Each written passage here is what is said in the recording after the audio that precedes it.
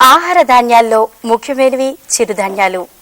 ఈ చిరుధాన్యాల్లో ఉండే పోషక విలువల గురించి ఆచార్య ఎన్జి రంగా వ్యవసాయ విశ్వవిద్యాలయంలో డీన్గా పనిచేస్తున్న డాక్టర్ విజయ్ కాతర్ గారిని అడిగి తెలుసుకుందాం. నమస్కారం డాక్టర్ గారు. నమస్కారం అండి. డాక్టర్ గారు, చెప్పండి. చిరుధాన్యాలు అంటే ఏమిటండి? చిరుధాన్యాలు అంటే మనం మామూలుగా రోజు తీసుకునేటువంటి జొన్నలు, రాగులు, సజ్జలు, మరి ఇంతే కాకుండా కొర్రలు, వీటిని మామూలుగా చిరుధాన్యాలు అంటారండి. వీటిలో పోషక విలువలు ఎలా ఉంటాయంటారు? పోషక విలువలను గమనించినట్లయితే మనం తీసుకునేటువంటి ప్రతి ఆహారంలోనూ మన శరీరానికి ఉపయోగపడేటువంటి కొన్ని పోషకాలు ఉంటాయండి. అవి ఏంటంటే మామూలుగా మాంసకృతులు, పిండి పదార్థాలు, క్రొవ్వు పదార్థాలు, ఖనిజ లవణాలు, విటమిన్లు అన్నమాట. ఇప్పుడు మరి వీటిని కనుక మనం గమనించినట్లయితే ఈ చిరుధాన్యాలకి మనం మామూలుగా తీసుకునే బియ్యానికి కనుక పోల్చినట్లయితే చిరుధాన్యాల్లో మామూలుగా మాంసకృతులు 7 నుండి 12% వరకు ఉంటాయండి. అంటే 7 నుండి 12% వరకు అంటే ఇప్పుడు రాగుల్లో 7% ఉంది అనుకోండి, కొర్రల్లో 12% ఉంది. ఇప్పుడు బియ్యంలో కనుక గమనించి చూసినట్లయితే మామూలుగా 6 నుండి 10% వరకు ఉంటుందన్నమాట. ఇప్పుడు ఈ మాంసకృతులు ముఖ్యంగా శరీర పెరుగుదలకి, కండర నిర్మాణానికి, అంతేకాకుండా రక్తం ఉత్పత్తి అవటానికి, మరి ఎముకల పటుత్వానికి కూడా దోహదం చేస్తాయి. మరి ఇదే కాకుండా మామూలుగా ఏదైనా మిషన్ వాడగా కొన్ని పార్ట్లు అరిగిపోయినట్లుగా మన శరీరంలో కూడా ఉన్నటువంటి ఈ కణాలు ఏమవుతుందంటే ఈ అరిగిపోతూ ఉంటాయి అన్నమాట. అంటే దాన్ని మామూలుగా మనం రీప్లేస్ చేస్తూ ఉండాలి. దానికి కూడా ఈ మాంసకృతులు పనిచేస్తూ ఉంటాయి అన్నమాట. మరి ఇంకపోతే పిండి పదార్థాలు ఉన్నాయని చెప్పాను కదా. ఈ పిండి పదార్థాలు చిరుధాన్యాల్లో మామూలుగా 50 నుంచి 70% వరకు ఉంటాయి. మనం తీసుకునేటువంటి బియ్యంలో కూడా అంతవరకే ఉంటాయి అన్నమాట. ఈ పిండి పదార్థాలు ముఖ్యంగా మనం ప్రతిరోజు చేయటానికి అవకాశం కావలసినటువంటి శక్తిని అందిస్తూ ఉంటాయి. ఈ శక్తి అనేసరికి ఏమవుతుందంటే మామూలుగా మనం అనుకుంటాము శక్తి అనేసరికి మనం పరిగెత్తటానికో లేకపోతే పని చేయటానికో ఇలా అనుకుంటాం. అలా కాకుండా మనం పూర్తిగా విశ్రామం టైంలో ఉన్నప్పటికీ కూడా ఈ గుండె కొట్టుకోవటము, తర్వాత శ్వాస పీల్చటము, ఇంతే కాకుండా ఈ ఆహారం జీర్ణం అవటానికి, జీర్ణమైన పదార్థం మనకు అవసరం కాకుండా ఉన్నటువంటి పదార్థాన్ని బయటికి పంపించడానికి కూడా ఈ శక్తి చాలా అవసరం అన్నమాట. అంటే ఇప్పుడు మామూలుగా మనం తీసుకునేటువంటి ఆహార పదార్థాలతో పోల్చినట్లయితే, అంటే మామూలు బియ్యంతో కనుక పోల్చినట్లయితే చిరుధాన్యాలలో కూడా శక్తి మామూలుగా అంతంతే ఉందని చెప్పారు. ఇంకపోతే క్రొవ్వు పదార్థాలు. ఈ క్రొవ్వు పదార్థాలు మామూలుగా చిరుధాన్యాల్లో 1 నుంచి 5% వరకు ఉన్నది. ఈ 1 నుంచి 5% వరకు కూడా ఈ రాగుల్లో తక్కువగా ఉంది, కొర్రల్లో ఎక్కువగా ఉంది అనమాట. ఇంకపోతే ముఖ్యమైనది ఇనుము. ఈ ఇనుము మామూలుగా అది కూడా ఏం చేస్తున్నామంటే మామూలుగా ఈ రాగుల్లో కొంచెం ఎక్కువగా ఉంది, మిగతా చిరుధాన్యాల్లో తక్కువగా ఉందన్నమాట. ఇదే కాకుండా కాల్షియం కనుక గమనిస్తే అంటే సున్నం ముఖ్యంగా మనకి ఎముకల పటుత్వానికి, ఎముకలు పడటానికి మనకి అవసరం వస్తుందండి. ఈ కాల్షియము రాగులు ఉన్నాయి కదా, రాగుల్లో చాలా ఎక్కువ ఉందండి. మిగతా గింజ ధాన్యాల్లో కానీ ఈ చిరుధాన్యాల్లో కానీ చాలా తక్కువ ఉందన్నమాట. అంటే ఏంటి, 70 మిగతా వాటిలో 70% మిల్లీగ్రామ్స్ మిగతా వాటిలో ఉంటే ఇది 300 మిల్లీగ్రామ్స్ పైగా దీంట్లో రాగుల్లో ఉంటాయి అన్నమాట. సో ఈ విధంగా పోషక విలువను చూసినప్పటికి కూడా చిరుధాన్యాల్లో మామూలుగా మనం తీసుకునేటువంటి బియ్యం కంటే కూడా ఎక్కువ మోతాదులోనే ఉన్నాయని చెప్పొచ్చు. మరి ఇంకొకటి ముఖ్యంగా గమనించవలసిన విషయం ఏంటంటే పీచు పదార్థం. పీచు పదార్థాన్ని మామూలుగా మనం పోషక విలువ కిందకి లెక్క పెట్టవు, కానీ మన శరీర ఆరోగ్యానికి చాలా తోడ్పడుతుంది అనమాట. అంటే మనకి మలబద్ధకం రాకుండా ఉండటానికి పీచు పదార్థం చాలా అవసరం. మరి ఈ పీచు పదార్థం ముఖ్యంగా ఈ చిరుధాన్యాల్లో ఎక్కువగా లభిస్తుంది అనమాట.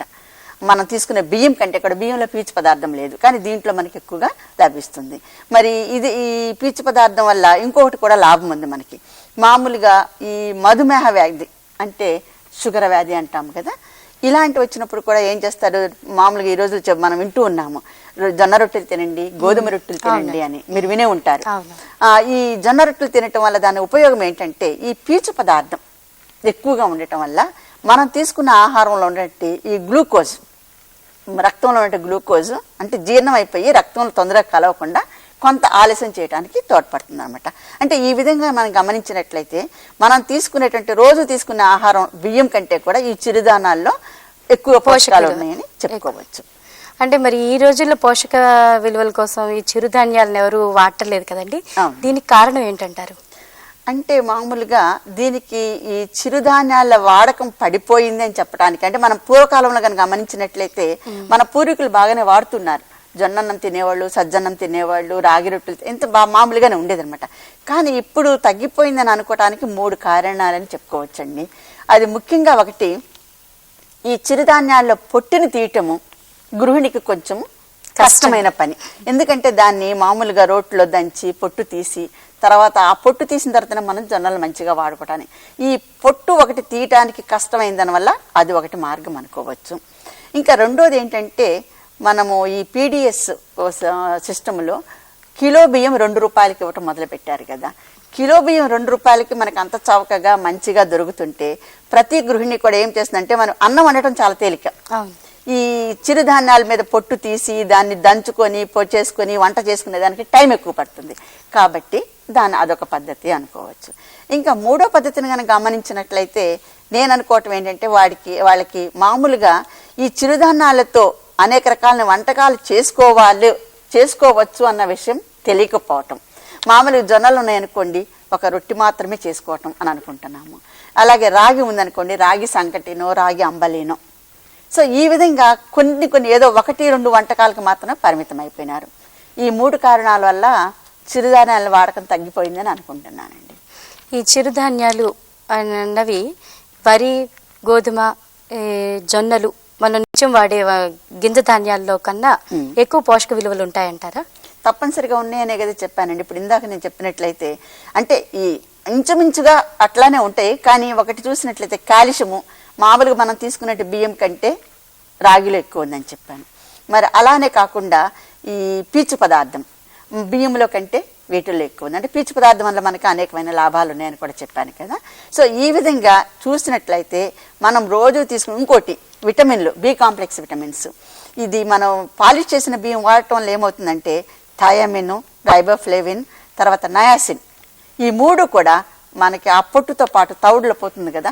చక్కగా మరబట్టించిన బియ్యము తెల్లగా పాలిష్ చేసి మనం తీసుకుంటాం. దాంతో అన్ని పోషకాలు పోతున్నాయి అనమాట. ఇప్పుడు మనం దాన్ని బట్టి చూస్తే ఏమవుతుంది, మామూలుగా మనం బియ్యాన్ని తీసుకొని ఉన్నటువంటి పోషకాలన్నింటినీ పోగొట్టుకొని ఆ తెల్లగా ఉన్నది ఆ పదార్థాన్ని మాత్రం అంటే ఎండోస్పమ్ దాన్ని మన గంజి పదార్థాన్ని మనం తింటున్నామని చెప్పి మనకు తెలిసింది అనమాట.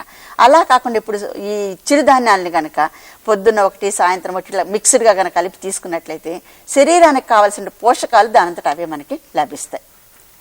మీరు గమనించారో లేదో, మన పూర్వీకులను కనుక గమనించినట్లయితే వాళ్ళు చాలా పటిష్టంగాను గట్టిగా, ఇప్పుడు వాళ్ళకి 70 సంవత్సరాలు 80 సంవత్సరాలు 90 సంవత్సరాలు వచ్చిన చాలా హుషారుగా పనిచేయగలుగుతున్నారు. అదే ఇప్పుడు మనల్ని చూడమండి, ఇప్పుడు నన్ను లేవమంటే నేను 7 గంటలు లేవమన్నా లేవలేను. నిజం చెప్పాలంటే అంటే ఏంటి, మన సోమరితనం ఒకటి ప్లస్ మనం తీసుకునేటువంటి ఆహార పదార్థాల్లో ఉన్నటువంటి మార్పులు అని కూడా చెప్పుకోవచ్చు.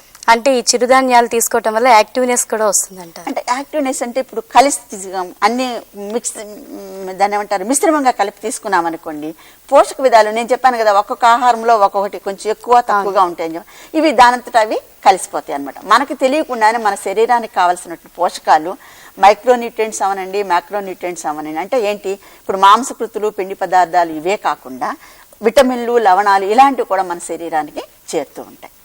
ఈ పోషక విలువల్ని చిరుధాన్యాల్ని తీసుకోవడానికి చిన్నపిల్లలకి కానీ పెద్దవాళ్ళకి కానీ ఇలా వయసు ఇది ఏదైనా ఉందంటారా? అన్ని వయసుల వాళ్ళు తీసుకోవచ్చు అంటారా? అట్లా ఏమి లేదండి, అన్ని వయసుల వాళ్ళు అన్ని విధాలుగా తీసుకోవచ్చు అనమాట.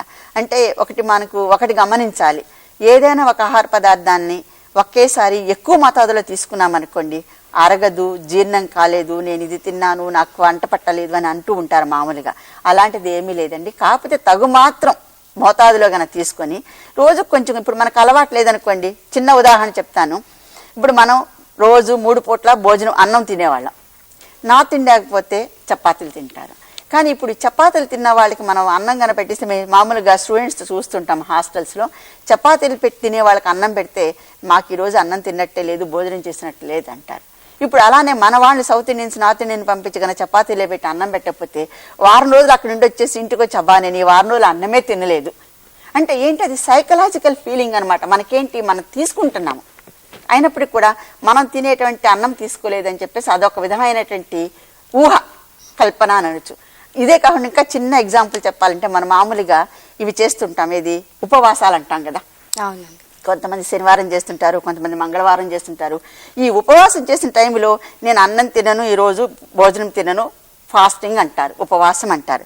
కానీ ఆ ఉపవాసం టైంలో వీళ్ళు చేసేది ఏంటి, మామూలు తినేదానికంటే ఎక్కువ తింటారు వాళ్ళకి తెలియకుండానే. అన్న రూపంలో తినరు, కానీ ఏదో రొట్టెనో ఇడ్లీనో దోశనో టిఫిన్ లాగా తింటారు. కానీ ఆ టిఫిన్ కూడా డబల్ కోటా వెళ్ళిపోతుంది. టిఫిన్ తిన్నాను కదా చాలేదు కదా, ఇంకా కొంచెం పండ్లు పలహారాలు ఇంకో గ్లాస్ పాలు. అంటే ఏంటంటే అది మనిషికి ఒక తృప్తి. నేను రోజు తీసుకునేటువంటి అన్నాన్ని తినలేదు కాబట్టి నేను తిన్న ఆహారం నాకు సరిపోలేదు, ఇట్లా అపోహలు ఉన్నాయే. కానీ ఇది తీసుకున్నట్టు వల్ల దానివల్ల దాని చెడు జరుగుతుందని కానీ ఆరోగ్యానికి నష్టం జరుగుతుందని కానీ అపోహలేదు, ఇది లేదు అన్నమాట. అంటే ఈ చిరుధాన్యాలు తీసుకోవటం వల్ల కొన్ని వ్యాధి నివారణలు కూడా చేసుకోవచ్చు అంటారన్నమాట. అంటే నేను ఇందాక మీకు చెప్పాను కదా, చిరుధాన్యాలు తీసుకోవటం వల్ల వీటిలో ఉన్నట్టు ఆహారంలో ఉన్నట్టు పీచు పదార్థం ఎక్కువగా ఉండటం వల్ల ఈ మధుమేహ వ్యాధి అంటే పీచు పదార్థం అంటే పై పొట్టు అంటే మామూలుగా అరగదు అంటాం కదా, మామూలు జొన్నల్లో ఉన్న పొట్టు అది అరగదు. కానీ అట్లాంటిది కొంచెం పొట్టు మామూలుగా మైదా పిండి వాడిన దానికంటే గోధుమ పిండి వాడటం శ్రేష్టం. ఇప్పుడు మన మార్కెట్లో కూడా ఏం చూస్తున్నాము, హోల్ వీట్ ఫ్లవర్ అంటున్నాము. హోల్ వీట్ ఫ్లవర్ అంటే గోధుమల పైన ఉన్న పొట్టుతో కూడా కలిపి చేసిన పిండిని దాన్ని అట్టా అంటాము, దాన్ని హోల్ వీట్ ఫ్లవర్ అంటాము. ఇప్పుడు హోల్ వీట్ ఫ్లవర్ని కనుక రిఫైన్ చేస్తే మైదా వస్తుంది. అంటే ఏంటి, పైన పొట్టు పోతుంది, లోపల ఉన్నటి జర్మ్ అంటాం కదా మామూలుగా, అది మొలకెత్తడానికి పనికి అది ఇంపార్టెంట్ అయిన పోషక పదార్థాలు పోవటం వల్ల ఆ మధ్యలో ఉన్న ఎండోస్పర్మ్ మాత్రం దాన్ని మైదా అంటాం. So refined wheat flower, whole wheat flower. అంటే ఇప్పుడు మనకి గోధుమ పిండి మంచిది కానీ మైదా పిండి కంటే గోధుమ పిండి మంచిది. ఎందువల్ల అనుకుంటున్నాము, అందులో ఉన్నటువంటి పోషకాలన్నీ కూడా మనం మరపట్టించినప్పుడు మనం తీసుకోవడానికి ఉపయోగపడుతున్నాయి. అదేవిధంగా ఇప్పుడు మనం చిరుధాన్యాలకిను బియ్యానికి మనకి పోల్చుకోవచ్చు అనమాట. ఈ చిరుధాన్యాల్ని కాలానుగుణంగా వాడాలంటారా, ఏ కాలంలో అయినా వాడచ్చు అంటారా? అట్లా అని ఏమి లేదమ్మా, ఎందుకంటే ఏ కాలంలో అయినా వాడుకోవచ్చు మన యొక్క అలవాట్లను బట్టి. ఇప్పుడు ముఖ్యంగా ఇది సమ్మర్ కదా, వేసవికాలం అనుకుంటున్నాము. మనం పూర్వీకులను కనుక గమనించినట్టయితే ఎండాకాలంలో ఏం చేసేవాళ్ళంటే వాళ్ళు ఒక కొత్త కుండ పెట్టి ఆ కొత్త కుండలో రాగి అంబలి కానీ లేకపోతే మిగిలిపోయిన అన్నం కానీ వేసి నీళ్లు పోసేసి అలా ఒక రాత్రంతా ఉంచేవాళ్ళు కొండలో. అది చల్లబడిపోయేసరికి ఏమవుతుంది, తెల్లారికి ఈ పులియటం వల్ల పోషక పదార్థాలు పెరుగుతున్నాయి, బి కాంప్లెక్స్ విటమిన్స్ మామూలుగా పెరుగుతున్నాయి. అది నెక్స్ట్ డే మార్నింగ్ మీరు కొంచెం దాంట్లో ఉప్పు వేసుకొని కొంచెం నిమ్మకాయ కానీ వేసుకుంటే అది తాగితే ఎండ దెబ్బ తగలదు అని అనేవాళ్ళు పెద్దవాళ్ళు. ఎందుకంటే అది నిజమే. ఇప్పుడు మనం అది కనుక ఒక గ్లాస్ తీసుకొని మనం బయటకు వెళ్ళినట్టయితే శరీరంలో చెమట ద్వారా వచ్చేటువంటి దాన్ని సోడియము క్లోరైడ్ వీటిని మనం ఉప్పు వేసి తీసుకోవటం దానివల్ల రీప్లేస్ చేయొచ్చు. అంతేకాకుండా ఈ పులియ పట్టడం వల్ల వచ్చేటువంటి బి కాంప్లెక్స్ మనకి శరీరానికి ఉపయోగపడుతుంది. సో ఈ విధంగా కనుక మనం చూస్తే అంటే సమ్మర్కి మామూలుగా ఈ రాగి జావా, రాగి దాన్ని ఏమంటారు నీళ్ళలో పులియ పెట్టినట్లు ఈ విధంగా మనకి పనికొస్తుందని చెప్పుకోవచ్చు. అంటే ఈ చిరుధాన్యాల్ని ఇంట్లో వండుకుని సులభ పద్ధతులు ఏమైనా ఉన్నాయంటారా? వంట రూపంలో ఏమైనా చేసుకోవచ్చు కదా. ఇప్పుడు మామూలుగా ఒక జొన్నలే అనుకున్నాం అనుకోండి, జొన్నలు మామూలుగా మనం బియ్యాన్ని ఏ విధంగా అయితే వాడుతున్నామో పొట్టు తీసేసిన తర్వాత మనం మామూలుగా అన్ని రకాలుగా ఉప్మా దగ్గర నుంచి కిచిడి దగ్గర నుంచి మనము ఈ జొన్న రవ్వతో జొన్న పిండితో కూడా చేసుకోవచ్చు అనమాట. ఇంతేకాకుండా మామూలుగా మనం మురుకులు అంటాం కదా, మురుకులు చక్రాలు వీటిని కూడా మనం వీటితో తయారు చేసుకోవచ్చు. మా దూరదర్శన్ ప్రేక్షకులకి చిరుధాన్యాల గురించి చాలా చక్కగా వివరించారండి. నమస్కారం అండి. నమస్కారం అండి.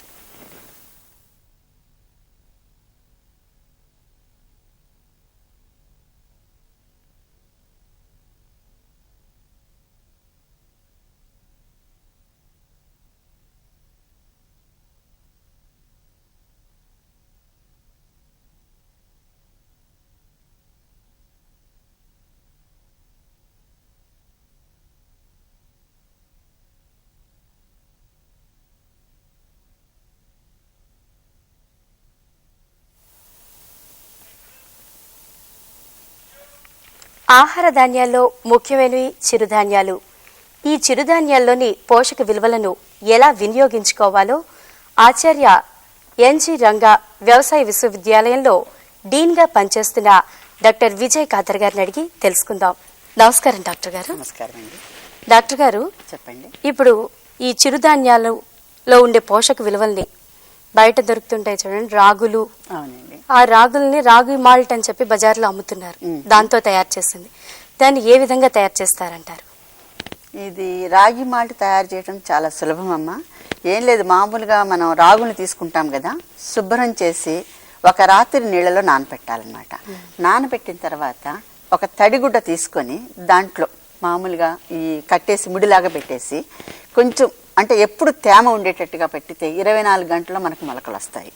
ఇప్పుడు ఈ విధంగా మొలకెత్తించినటువంటి రాగుల్ని కనుక మనం తీసుకొని ఆరబెట్టాలి. నీడలో ఆరబెట్టాలి, అంటే ఎండలో పెట్టకూడదు. నీడలో ఆరబెట్టిన తర్వాత మనకి కొంచెం రుచి కావాలంటే, రుచే కాదు కొంచెం వేయించడం వల్ల ఏమవుతుందంటే సువాసన వస్తుంది. ఆ సువాసన రావటమే కాకుండా ఈ రాగుల్లో ఉన్నటువంటి పిండి పదార్థము మాల్ట్గా తయారవుతుంది అనమాట. అంటే ఏమిటి, ఈ మొలకెత్తించిన గింజల్ని కొద్దిగా వేయించి, అంటే మంగళం పెడతాం మామూలుగా బాండిలు పెట్టేసి కొంచెం వేయించేసి దాన్ని గనక పొడి చేసుకుంటే ఆ విధమైన మంచి సువాసన వస్తుంది. సువాసనే కాకుండా ఈ మాల్ట్గా మారటం అంటే ఏంటి, పిండి పదార్థం మాల్ట్గా కన్వర్ట్ అవటం వల్ల తేలికగా జీర్ణం అవుతుంది అనమాట. సో ఈ విధంగా వేయించిన తర్వాత మెత్తగా పొడి చేసుకోవాలి. మెత్తగా పొడి చేసుకున్న తర్వాత మనం జల్లెడి గన పెట్టి జల్లిస్తే ఏమవుతుందంటే కొంచెం ఇదిగా పొట్టు ఉంటుంది కదా, రాగులకు పొట్టు ఉంటుంది వచ్చేస్తుంది. అలా కాకుండా వస్త్రగాయం అంటే ఏంటి, పల్చటి బట్ట తీసుకొని దాని మీద కనుక పిండిలాగా పెడితే చాలా స్మూత్గా పౌడర్ వస్తుంది అనమాట. ఇప్పుడు దీన్ని ఈ పొడిలో మనం ఏం చేసుకోవచ్చు, వేలకలు వేసుకోవచ్చు, పెట్టుకోవచ్చు, లేదా యాజ్ ఇట్ ఈస్ గానే పెట్టుకోవచ్చు అనమాట. అంటే అదే విధంగా పెట్టుకోవచ్చు. దాన్ని మనం గాలి చోరని డబ్బాలో కనుక నిలవ పెట్టుకుంటే మనం బజార్లో దొరికే దానికి ఏం చేస్తున్నారంటే వీళ్ళు కొంచెం కలర్ ఒకటి వేస్తారు, స్మూత్గా అంటే మనకి ఎక్కువ ఉన్నటువంటి హస్క్ మనకి రాకోకుండా మెత్తగా ఉండటానికి వాళ్ళు తయారు చేస్తున్నారు అనమాట. అంటే సీవ్ దాన్ని జల్లించే దాని యొక్క హంతలను బట్టి మనకు ఇది ఉంటుంది. దాని తర్వాత వాసన రావడానికి కొంచెం సువాసనగా వాళ్ళు వేస్తారు. ఇంట్లో చేసుకున్నప్పుడు మనం ఇవన్నీ చేసుకోలేం కాబట్టి యాలకులు కనుక వేసేసుకొని ఇప్పుడు దాన్ని ఈ మాల్ట్గా తయారు చేసిన దాన్ని ఏం చేస్తామంటే నెక్స్ట్ మనం వాడుకోవాలనుకున్నప్పుడు వేడి పాలు కానీ లేకపోతే వేడి నీళ్ళల్లో కానీ కొంచెం ఒక చెంచా వేసుకొని కలుపుకొని పంచదార, కొంతమంది బెల్లం ఇష్టం ఉంటే బెల్లం వేసుకోవచ్చు, లేదంటే షుగర్ వేసుకొని చేసుకోవచ్చు. ఈ ఒక్కోసారి ఈ మాల్ట్లోనే మనం షుగర్ కూడా వేసి కలిపి చేసేసుకోవచ్చు అనమాట. కానీ ఒకసారి పంచదార కానీ వేస్తే ఏమవుతుందంటే ఈ పొడి కనుక గాలికి ఎక్స్పోజ్ అయినప్పుడు నీటిని పీల్చుకుంటుంది. నీళ్ళు పీల్చుకునేసరికి ఏమవుతుందంటే ఒకసారి గడ్డలు కట్టడం అట్లా. అలా కాకుండా ఒక రాగులు మాత్రం మొలకెత్తించి కొద్దిగా వేయించుకొని పొడి చేసుకుని డబ్బాలో పెట్టుకున్నామంటే అది మనం కొంతకాలం నిల్వ చేసుకోవచ్చు. ఈ విధంగా చేసుకోవటం ఏంటంటే ఇంటిళ్ళ పాతికి కుటుంబం మొత్తానికి కూడా తక్కువ ఖర్చుతో ఎక్కువ మాటలు మనం తయారు చేసుకోవచ్చు. బజార్లో కొన్నామనుకోండి 250 గ్రాముల డబ్బా కనుక తీసుకుంటే 25 రూపాయలు మనం ఖర్చు పెట్టినా కూడా 10 రోజులు కూడా రాదు ఇంట్లో అందరికీ. సో ఈ విధంగా కాకుండా ఇంట్లోనే మనం తయారు చేసుకోవచ్చు అనమాట. ఈ రాగులతో ఈ రాగి మాల్టేనా అండి, ఇంకా ఏమైనా తయారు చేయొచ్చు అంటారా? ఇంకా చాలా రకాలు చేసుకోవచ్చమ్మా. ఇప్పుడు మామూలుగా రాగి మాల్టే కాకుండా రాగి లీఫ్ కేక్ అని ఒకటి ఉంది. ఇది చిన్నపిల్లలు చాలా ఇష్టపడతారు అన్నమాట. చిన్నపిల్లలు అంటే స్కూల్కి వెళ్ళే పిల్లలు వాళ్ళకి. దీన్ని మనం ఎలా చేసుకోవచ్చు అంటే రాగులు మామూలుగా తీసుకొని శుభ్రం పరుచుకొని పిండి చేసి పెట్టుకోవాలి. ఈ పిండి చేసుకున్న తర్వాత మామూలుగా మనం చపాతీ పిండి కలుపుకుంటాం కదా, నీళ్ళు వేసుకుని అలా కలుపుకోవాలన్నమాట. కలుపుకొని ముద్దలాగా చేసి పెట్టుకోవాలి. మరి తాజా కొబ్బరి ఉంది కదా, కొబ్బరిని కోరుకొని కొబ్బరిలో పంచదార కూడా కొంచెం కలిపి పెట్టుకొని ఇవి దాన్ని ఏం చేస్తాము, అరిటాకు ఏదైనా తీసుకొని దానికి కొంచెం ఊరికి నూనె కానీ నెయ్యి కానీ రాచేసి ఈ రాగి పిండిని మనం కలిపాం కదా దాన్ని పైన పెట్టి చపాతీలాగా అట్లా చేత్తోనే అద్దేసేయాలి.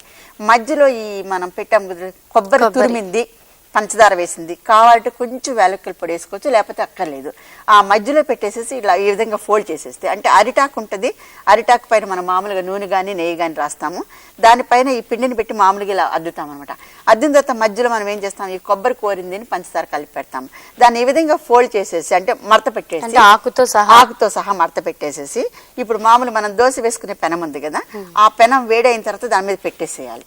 పెట్టేసిన తర్వాత ఈ విధంగా ఒకవైపు కొంచెం బాగా కాలిన తర్వాత రెండో వైపు ఇట్లా తిప్పుకున్నట్టు దాన్ని అవి ఆకుతోనే ఇప్పుడు తర్వాత అయిపోయిన తర్వాత ఆకుగా తీసేస్తే ఇప్పుడు దీనివల్ల చాలా రుచిగానే ఉంటుంది, ఎక్కువ నూనె పెట్టేది లేదు, అంటే డీప్ ఫ్యాట్ ఫ్రైయింగ్ అదేంత లేదు. కాబట్టి ఈ కొబ్బరి పంచదార ఈ రాగుల పిండి రుచికరంగానే ఉంటుంది. ఈ విధంగా ఇంట్లో చేసుకోవచ్చు. అంటే సాయంత్రం పూట మామూలుగా మనకి పిల్లలకి స్కూల్ నుంచి రాగానే చేసి పెట్టడానికి బాగుంటుంది. అంటే ఇప్పుడు జొన్నలతో కూడా రొట్టెలు ఒకటే తెలుసు కదండి మనకి చేయడం సాధారణంగా. ఈ జొన్నలు సజ్జలు ఈ కొయ్యలతో వీటితో కూడా ఏమైనా తయారు చేయొచ్చు అంటారా? చాలా బాగా చేయొచ్చండి. ఎందుకంటే జొన్న రొట్టె మామూలుగా మనకు అందరికీ తెలుసు. అలా కాకుండా జొన్నలతోటి మామూలుగా పొట్టు తీసేసిన తర్వాత కిచిడి చేయొచ్చు, తర్వాత ఉప్మా చేసుకోవచ్చు. ఇప్పుడు కిచిడి ఉప్మా చేస్తుంటే మనం మామూలు లంచ్ బాక్స్లో తీసుకెళ్ళడానికి కూడా ఈజీగా ఉంటుంది, పని చేయడానికి వెళ్ళేవాళ్ళు, లేదంటే పిల్లలకి మామూలు ఇంటి దగ్గర టిఫిన్లుగా తీసుకోవడానికి. ఇంకా ఈ నమక్ పార అంటాం కదా, ఏంటంటే డైమండ్ కట్స్ లాగా చేస్తాం చూడండి, ఉప్పు కారం అదేసి, ఆ విధంగా కూడా దాన్ని కూడా మనం చేసుకోవచ్చు. లేదంటే ఈ మురుకులు చక్రాలు చెగోడీలు ఈ విధంగా చేసుకోవచ్చు, లడ్డు చేసుకోవచ్చు. వీటన్నిటికంటే ఒక్కోసారి మనం మామూలుగా జొన్న పేలాలు, మొక్కజొన్న పేలాలు లాగానే జొన్న పేలాల్ని మీకు తెలుసో తెలీదు, కొన్ని ప్రాంతాల్లో ఏం చేస్తారంటే ఈ జొన్నల్ని ఒక తొలి ఏకాదశికో ఎప్పుడు వీటిని పేలాల్లాగా చేసి పెట్టేసి పిండి కలుపుతారు, దానికి బెల్లం కలుపుకొని తింటారనమాట. సో ఈ విధంగా పేలాల్లాగా చేయటం కూడా ఏమవుతుందంటే జీర్ణశక్తి, మామూలుగా మనం కార్న్ఫ్లేక్స్ తింటాం, కార్న్ఫ్లేక్స్ అని దాని ఏమంటారు, పాప్కార్న్ అంటాం కదా, అదే విధంగా ఈ జొన్నలు కూడా మనం చేసుకొని తినొచ్చు అనమాట. మరి కొన్ని ప్రాంతాల్లో అయితే ఈ మన ఫ్లేక్స్ లాగా, అంటే దాన్ని ఏమంటారు, కార్న్ ఫ్లేక్స్ అంటాం కదా, ఇప్పుడు మామూలు మన బజార్లో అమ్ముతున్నారు మొక్కజొన్నలతో చేసేది, అదే విధంగా జొన్నలతో కూడా మనం చేసుకోవచ్చు. ఇంకా పోతే లడ్డూలు చిన్నపిల్లలకి పెట్టడానికి మామూలుగా ఈ జొన్న పిండి తర్వాత వేయించింది ఏదైనా శనగపప్పు కానీ లేకపోతే పుట్నాల పప్పు అంటారు కదా, అది లేకపోతే ఇంకోటి ఏంటి ఏదైనా సరే ఒక పప్పు గింజను వేయించి చేసుకొని లడ్డూలాగా తయారు చేసుకోవచ్చు అనమాట. సో ఈ విధంగా అన్ని రకాల బియ్యంతో మనం ఏమైతే చేస్తున్నామో అలాంటి రకాలైన వంటకాలు అన్నీ చేయొచ్చు. ఇంకోటి మనం చెప్పాలంటే ఈ పాల తాలికలు అంటాం చూడండి, బియ్యం పిండితో చేస్తారు కదా, అదే విధంగా అచ్చం బియ్యం పిండితో ఎలా చేస్తున్నామో అలాగే ఈ జొన్న పిండితో కూడా మనం పాలతో చేసుకోవచ్చు అనమాట. ఇంకా ఈ విధంగా దీన్ని పాయసం అంటారు, అట్లా చేయొచ్చు. అంటే ఇది చిన్నపిల్లల్లో చాలా సులువుగా జీర్ణం అవ్వడానికి ఈ చిరుధాన్యాల్ని ఎలా ఆహారం అందించాలంటారు వాళ్ళకి? అంటే మీరు అనేది మామూలుగా చిన్న పిల్లలకి మాంసకృతులు పెంపొందించడానికి, వీటిలో మామూలుగా మాంసకృతులు 7 నుండి 12% నేను చెప్పాను కదా. ఇప్పుడు దీనికన్నా అధిక మోతాదులో చేయాలంటే దీనికి ఇంకొకటి ఏదైనా పప్పు దినుసుని, మామూలు పప్పులు అనేసరికి ఏమవుతుంది, శనగపప్పు వస్తుంది, తర్వాత మినపప్పు వస్తుంది, పెసరపప్పు వస్తుంది. వీటిలో ఇంకోటి చిన్నపిల్లల కన్నా ఉద్దేశంలో పెట్టుకున్నప్పుడు తీసుకోవాలనుకున్న పప్పుని 3 వంతులు చిరుధాన్యాలు అయితే 1 భాగం అది, అంటే ఇప్పుడు 75 గ్రాములు ఇది తీసుకున్నాం అనుకోండి, 25 గ్రాములు అది తీసుకొని వేయించేసేయాలి. కొంచెం వేయించేసుకొని దాన్ని కొంచెం సపరేట్గా వేయించుకొని మరబట్టిచ్చేసి పిండిలాగా చేసి పెట్టుకొని లడ్డూలు చేసి పెట్టచ్చు. ఇప్పుడు మామూలుగా సున్నుండలు చేస్తాం కదా, ఒట్టి మినపిండితోనే చేస్తాం, అలా కాకుండా దీంతో కూడా చేస్తే దీనికి కొంచెం నెయ్యి ఉన్నప్పుడు కొంచెం నెయ్యి వేసుకుంటే పిల్లలకి అటు కావలసిన క్రొవ్వు పదార్థాలు అందించడం వల్ల మొత్తము, అలానే పిండి పదార్థాలు, మాంసకృతులు. సో అంటే ఏదైనా సరే ఒక చిరుధాన్యాన్ని తీసుకొని మనం మామూలుగా ఇంకొకటి పప్పు దినుసుతో కనుక కలిపి చేసినట్లయితే దానికి మంచి అంటే మాంసకృతుల్ని ఉత్పత్తి ఎక్కువ చేయొచ్చు మనం. అంటే ఈ సజ్జలు కొర్రలతో కూడా ఇలాంటి వంటకాలు ఏమైనా చేయొచ్చు అంటారా? తప్పనిసరిగానమ్మా. ఇప్పుడు అంతే మామూలుగా మీరు రుచి చూసారో లేదో, సజ్జన్నం చాలా బాగుంటుంది. సజ్జన్నంగానే చేసి పెరుగులో చేస్తుంటే మామూలుగా మనం బియ్యం మనం ఎలా తింటామో అలా బాగుంటుంది. ఇప్పుడు జొన్నలతో ఏ రకమైతే చేసుకున్నామో అదే విధంగా సజ్జ బూరెల పేరు మీరు విన్నారో లేదో తెలియదు, సజ్జ బూరెలు చాలా బాగా రుచిగా ఉంటాయి అనమాట. అంటే బెల్లం వేసేసి మామూలు సజ్జ పిండి తీసుకొని ఈ బియ్య పిండి కలిపేసి మామూలు బూరెలు ఎలా చేస్తారు, చిన్నపిల్లలకి చాలా ఇష్టంగా ఉంటుంది. అంటే మన మామూలు ఒకవైపున అరిసెలు అంటాం చూసామా, అరిసెల్లాగా కాకుండా ఈ సజ్జ బూరెలు చాలా బాగా టేస్ట్ ఉంటాయి, దానికి ఒక పర్టికులర్ టేస్ట్ వస్తుంది అది. ఇప్పుడు ఇవన్నీ ఏం చేస్తున్నారంటే ఇప్పుడు ఈ రోజుల్లో ఈ 5 స్టార్ హోటల్స్ లో వాళ్ళు మామూలుగా మనం చేసుకునేటువంటి పూర్వకాలంలో చేసుకునే పిండి వంటలు అన్నింటినీ కూడా వీళ్ళు తయారు చేసి బయట అమ్ముతున్నారు. పాల తాలిక ఇప్పుడు బాగా 5 స్టార్ హోటల్స్ లో బాగా వచ్చింది. రాగి సంకటి అమ్ముతున్నారు, అవునా, రాగి సంకటి, రాగి జావా, రాగి మాల్ట్ మనకి కమర్షియల్ బాగా మార్కెట్ లోకి వచ్చింది. సో అంటే చిరుధాన్యాల్లో ఎంత పోషక విలువలు ఇన్ని లాభాలు ఉన్నప్పటికీ కూడా మనం ఏం చేస్తున్నాం, అశ్రద్ధ చేసి కొంచెం దాని యొక్క ఉపయోగాలను మనం పొందలేకపోతున్నాం అనమాట.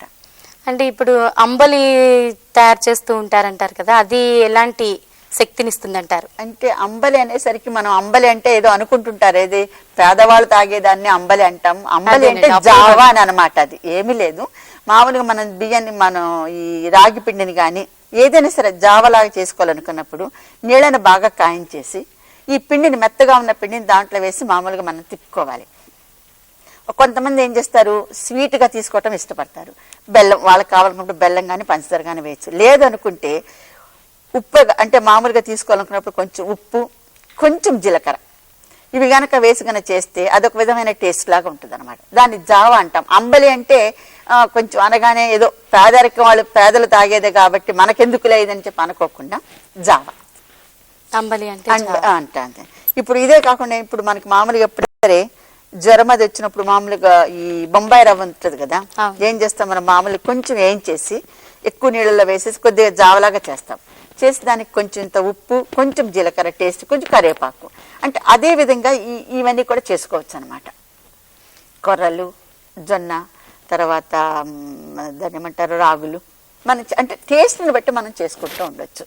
అంటే ఈ వీటితో ఈ చిరుధాన్యాలతో చేసే చిన్నపిల్లలకి చిరుతిళ్ళు చాలా తేలిగ్గా జీర్ణం అవుతాయంటారా? అంటే తేలిగ్గా జీర్ణం అవడానికి 2 పద్ధతులు ఉన్నాయమ్మా. ఒకటి నేను చెప్పాను కదా, ముందు కొంచెం వేయించటం వల్ల దాంట్లో ఉన్న పిండి పదార్థాలు సులభంగా జీర్ణం అవడానికి తోడ్పడతాయి, అదొకటి. అంటే ఇందాక మాల్ట్ చెప్పాను కదా. ఇంకొకటి మొలకెత్తిచ్చిన ఇదొకటి 2. మూడో పద్ధతి ఏంటంటే మామూలుగా దాంట్లో ఉన్న పోషకాలను పెంపొందించాలంటే ముఖ్యం ఒట్టిగా చిరుధాన్యాలే కాకుండా కొంచెం పప్పు దినుసులు కలపటం. ఇవి చేసే వల్ల చిన్నపిల్లలకి ఆరోగ్యకరమైనటువంటి చాలా రకాల చిరుతిండ్లు మనం పెట్టచ్చు, చేయొచ్చు. కాకపోతే ఇప్పుడు ఏమైందంటే మన బజార్లో కానీ అన్ని ఏ పక్కకి వెళ్ళినా అనేక రకాల పిండి చిరుతిండ్లు దొరుకుతున్నాయి. ఇప్పుడు మార్కెట్కి వెళ్ళి అవన్నీ తెచ్చుకునే బదులు అవి మనకు తెలియదు ఎప్పుడు చేశారో, ఎంతకాలం అయిందో చేసి, ఏ విధంగా ప్రిపేర్ చేశారో మనకు తెలియదు. కానీ మనకు తెలిసింది మనకు దాంట్లో సులభంగా చేసుకుని పెట్టుకుంటే ఆరోగ్య పరిరక్షణకి ఎంతైనా ఉపయోగంగా ఉంటుందన్నమాట. అంటే ఇప్పుడు రాగి మాల్ట్ లో పంచదార కలుపుకుని తాగొచ్చు, తినొచ్చు, ఇంటిల్లి బాధి అన్నారు కదండి. ఇది ఇప్పుడు షుగర్ పేషెంట్స్ ఇది తీసుకోవచ్చు అంటారా? షుగర్ వేయకుండా తీసుకోండి. నేను చెప్పాను కదా, జావలాగా చేసుకున్నప్పుడు కొంచెం ఉప్పు లైట్గా కొంచెం, అంటే మరీ చప్పగా ఉన్నది మనం తీసుకోలేం కాబట్టి కొంచెం ఉప్పు వేయండి, దానికి సరిపోతుంది. అంటే అది కూడా ఉప్పు ఎక్కువ వాడకూడదని మన బీపీ పేషెంట్స్ వాళ్ళైతే మళ్ళీ ఉప్పు తగ్గించాలంటారు కదా, అలా చూసుకొని వాడుకోవాలన్నమాట. చిరుధాన్యాల్లో ఉండే పోషక విలువలు, వాటిని ఏ విధంగా వినియోగించుకోవచ్చు, రకరకాల వంటకాల గురించి మా ప్రేక్షకులకి చాలా చక్కగా చెప్పారండి. నమస్కారం. నమస్కారం అండి.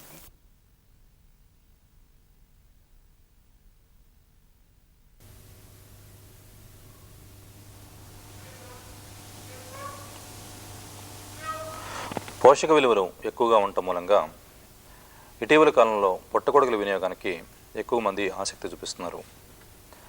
తక్కువ పెట్టుబడితో ఎక్కువ ఆదాయం సాధించే అవకాశాలు కూడా మెండుగా ఉన్నందువల్ల పుట్టగొడుగుల పెంపకానికి కూడా చాలామంది ఆసక్తి చూపిస్తున్నారు. మరి ఈ నేపథ్యంలో పుట్టగొడుగుల పెంపకంలో తీసుకోవాల్సిన జాగ్రత్తలు, పాటించవలసిన మెలకువల గురించి ఆచార్య ఎన్జీ రంగా వ్యవసాయ విశ్వవిద్యాలయం వారి సైఫాబాద్ గృహ విజ్ఞాన కళాశాల ప్రిన్సిపాల్ డాక్టర్ విజయ కాదరి గారు ఈరోజు మనకు వివరిస్తారు. డాక్టర్ విజయ్ గారు, ఈ పుట్టగొడుగులు మాంసాహారం అంటారా, శాకాహారం అంటారా? ఇవి శాకాహారం అండి. అంటే మామూలుగా ఈ ఫంగస్ అంటాం చూడండి, ఇవి తినదగిన ఫంగస్ అన్నమాట. దాని నుంచి ఉత్పత్తి అయినవి కాబట్టి ముఖ్యంగా శాకాహారమే. మనం మామూలు కూర చేసుకున్నప్పుడు కూడా క్యాబేజీ, కాలీఫ్లవర్ లాగా ఉంటాయి అన్నమాట. ఇప్పుడు పోషక విలువల విషయానికి వస్తే ఎక్కువ పోషక విలువలు ఉన్నాయని మనకు ఇటీవల ప్రచారం ఎక్కువైంది కదండి. అవునండి. మరి మన ఆరోగ్యానికి ఏ విధంగా ఇది దోహదపడతాయి అంటారు? అంటే ఇప్పుడు పోషక విలువలు అనేసరికి మనం కనుక గమనిస్తే కాయగూరలు పండ్లతో సమానంగానే ఉంటాయండి, ఎక్కువ అని మనం చెప్పడానికి వీలేదు. అయితే థెరాపెటిక్ ఆరోగ్యపరంగా మనం ఈ పుట్టగొడుగులు చాలా వరకు సహకరిస్తాయి అన్నమాట. అది ఎలాగంటే ఈ పుట్టగొడుగుల్లో చక్కెర మరి ఇంకోటి ఏంటంటే క్రూ పదార్థాలు చాలా తక్కువగా ఉండటం వల్ల ఈ స్థూలకాయం అంటే ఎక్కువగా బరువు ఎక్కువగా ఉన్న వాళ్ళు వాడచ్చు మామూలుగా. అట్లానే కాకోకుండా ఈ మధుమేహ వ్యాధితో బాధపడే వాళ్ళు కూడా ఈ పుట్టగొడుగులను ఎక్కువగా వాడచ్చు. ఇంకోటి కూడా మనం గమనించినట్లయితే కొలెస్ట్రాల్ చాలా తక్కువగా ఉంటుంది కాబట్టి ఈ దాన్ని ఏమంటారు రక్తపోటుతో బాధపడే వాళ్ళు కూడా ఈ పుట్టగొడుగును వాడచ్చు. మరి ఇంకొక ముఖ్య ఇదేమిటంటే పీచు పదార్థం ఎక్కువగా ఉండటం వల్ల మనం మామూలుగా ఆహారం ప్రతిరోజు కనుక తీసుకున్నట్లయితే ఈ మలబద్ధకం ఏర్పడుకోకుండా జీర్ణశక్తి మామూలుగా ఎక్కువగా ఉంటుందన్నమాట.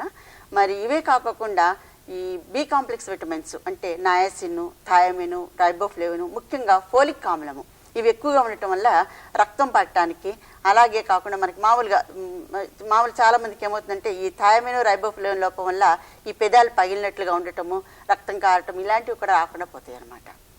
మరి ఏ వయసులో ఎవరైనా తినొచ్చు అంటారా? అవునండి, ఎవరైనా తక్కువ మామూలుగా దీంట్లో ఉన్న పోషక పదార్థాలు చాలా సులభంగా జీర్ణమవుతాయి కాబట్టి ఏ వయసులో ఉన్న వాళ్ళైనా సరే ఈ ఆహార పదార్థాన్ని మనం తీసుకోవచ్చు అనమాట. మరి వీటిలో కొన్ని విషపూరితమైనవి ఉన్నాయని అంటారు కదండి. అవునండి. మరి ఎలాంటి రకాలు మనం తినడానికి పనికి వస్తాయంటారు? అంటే ఇప్పుడు విషపూరితమైన ఇప్పుడు మామూలుగా ఈ పుట్టగొడుగులు మనకు లభ్యమయ్యేది కూడా శాస్త్రీయ పద్ధతిలో ఈ ల్యాబొరేటరీలో పెంచిన వాటిని మనకి అందుబాటులో ఉన్నాయన్నమాట. అలా కాకుండా ఈ వర్షాకాలంలో వాటిలో మామూలుగా పొలాల్లో దొరుకుతూ ఉంటాయి. ఈ విషపూరితమైన వాటిని మనం చాలా తేలిగ్గా గమనించవచ్చునండి. వాటిని చూస్తే ఒక్కోసారి ఆకుపచ్చ రంగులో ఉంటాయి, తర్వాత ఒక్కోసారి వాటిని కానీ తుంచినట్లయితే తెల్లగా పాల్లాగా కారటము, ఒక చెడు వాసన, ఈగలు ముసటము ఇలాంటివన్నీ ఉంటాయి అనమాట. అలా కాకుండా మామూలుగా ఇప్పుడు మనకు కొనుక్కోవలసిన పుట్టగొడుగులన్నీ కూడా శాస్త్రీయ పద్ధతిలో ల్యాబొరేటరీలో మనకు మామూలుగా పండిస్తున్నారు కాబట్టి ఇట్లాంటి వాటికి కలుషితం ఏమి రాదండి. మరి శాస్త్రీయ పద్ధతిలో పెంచడానికి అంటే వ్యాపార సరళిలో మనం చేపట్టాలంటే ఎన్ని రకాలు అందుబాటులో ఉన్నాయంటారు? ఇప్పుడు మామూలుగా గమనించినట్లయితే పుట్టగొడుగులు 2000 రకాలు ఉన్నాయండి. ప్రపంచవ్యాప్తంగా కనుక గమనించినట్లయితే వాటిలో తినదగినవిగా 200 రకాలని మామూలుగా ఎంపిక చేయడం జరిగింది. వాటిల్లో కూడా ఇప్పుడు ఒక 20 రకాలు మాత్రం శాస్త్రీయ పద్ధతుల్లో పెంచడం జరుగుతూ ఉంది. కానీ మరి ముఖ్యంగా ఇప్పుడు వాడుకలో కనుక గమనించినట్లయితే 3 రకాలు మామూలుగా చాలా ఎక్కువగా శాస్త్రీయ పద్ధతిలో పండిస్తున్నారు అనమాట. అవేంటంటే ప్యాడిస్టా మష్రూమ్స్ అంటాము, ఇంకోటేమో ఆయిస్టర్ మష్రూమ్స్ అంటాము, మూడోదేమో బటన్ మష్రూమ్స్ అనమాట. ఇప్పుడు ఈ పుట్టగొడుగుల పెంపకం చేపట్టాలంటే ఇప్పుడు ఆయిస్టర్ కానివ్వండి, వేరే రకం కానివ్వండి, ఎంత పెట్టుబడి అవుతుందంటారు? ఇప్పుడు ఆయిస్టర్ పెట్టుబడి అయితే మన వాతావరణానికి బాగా పనికొస్తుందండి. దీనికి ఇవి పెంచడానికి మామూలుగా 35 డిగ్రీల సెంటీగ్రేడ్ నుంచి +or- అంటే మన రూమ్ టెంపరేచర్ మామూలుగా పనికొస్తుంది అనమాట. దీనికి పెట్టుబడి అనేది అనుకునేసరికి మనకు ఉన్న స్థలాన్ని బట్టి మామూలుగా ఒక గది ఉందనుకోండి, లేదు ఇన్ఫ్రాస్ట్రక్చర్ కూడా మనకి ఉన్నటువంటి సభను బట్టి ఒక 5,000తో కూడా ఈ కార్యక్రమాన్ని మనం మొదలు పెట్టచ్చు, ఈ పుట్టగొడుగుల పెంపకాన్ని మనం మొదలు పెట్టచ్చు అనమాట.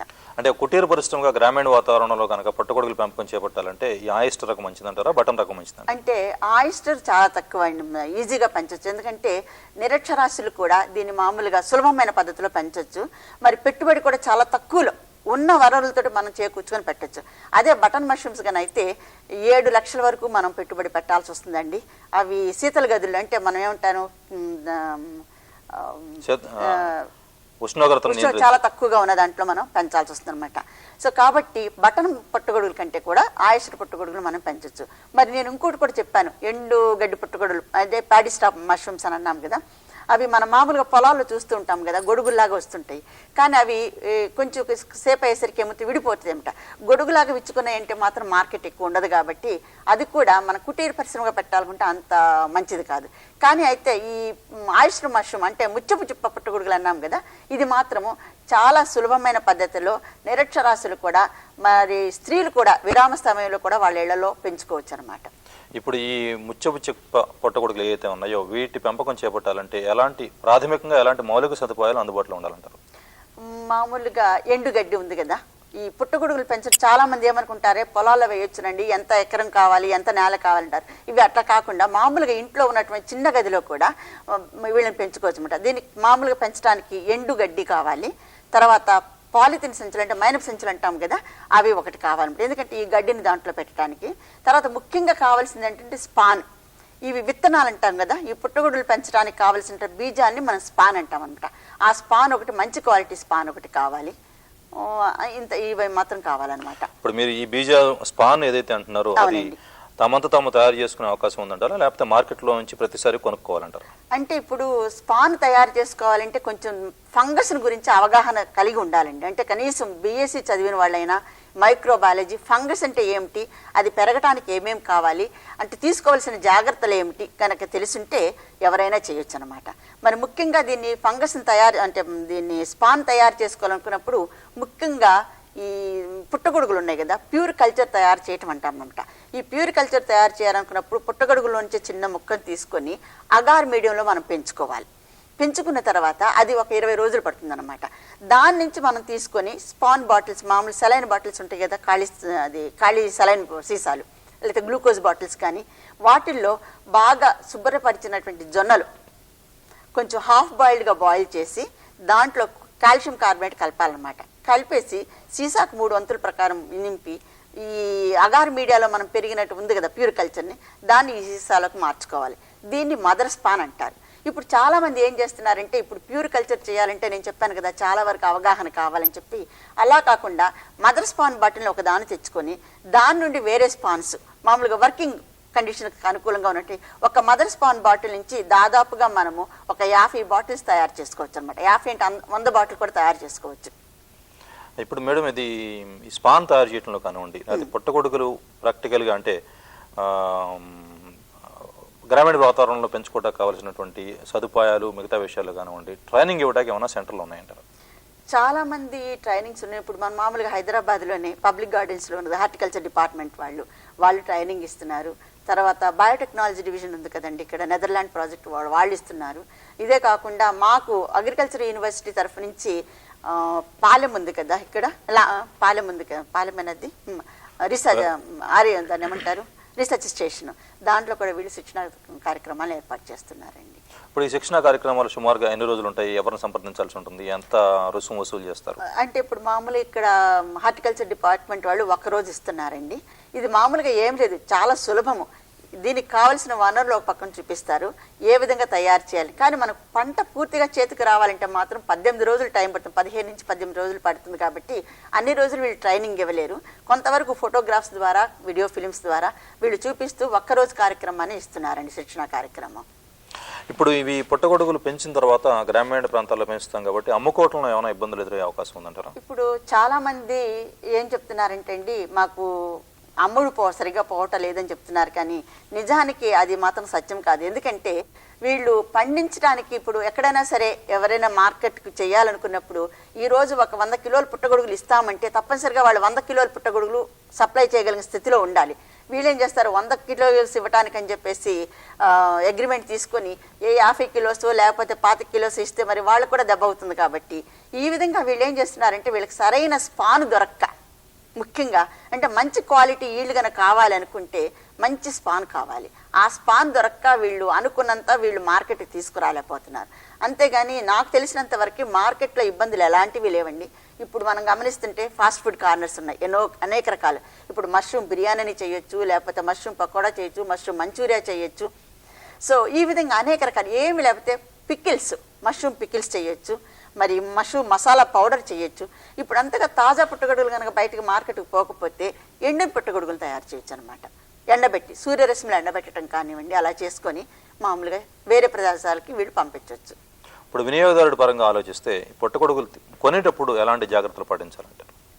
ఇప్పుడు తాజా పుట్టగొడుగులను కొనాలనుకున్నప్పుడు ఏం చేస్తారంటే మామూలుగా ఇవి చాలా తొందరగా పాడైపోతాయి అన్నమాట. కొనేటప్పుడు మామూలుగా అవి మంచిగా అంటే దాన్ని మనం మష్రూమ్స్ కనుక చూపించినప్పుడైతే మనం చూపించవచ్చు. ఆయిస్టర్ పుట్టగొడుగులు అనుకున్నాం కదా, అవి మామూలుగా తెల్లగా ఒక పువ్వు రేకులాగా ఉంటుందన్నమాట. అవి కనుక పూర్తిగా పెరిగినాయి అంటే ఇలా వంగుతాయి, ఆ ఎడ్జెస్ని కొంచెం బ్లాక్గా వస్తుందన్నమాట. అంటే అది పూర్తిగా పెరిగిపోయింది, ఇంకా మనం కోసేయొచ్చునని చెప్పి. అది వాళ్ళు కోసి మనం తీసుకొచ్చిన తర్వాత కలర్ మారకుండా రంగు గన మారిందంటే కొంచెం చెడిపోతుందని చెప్పి మనకు తెలుస్తుంది అనమాట.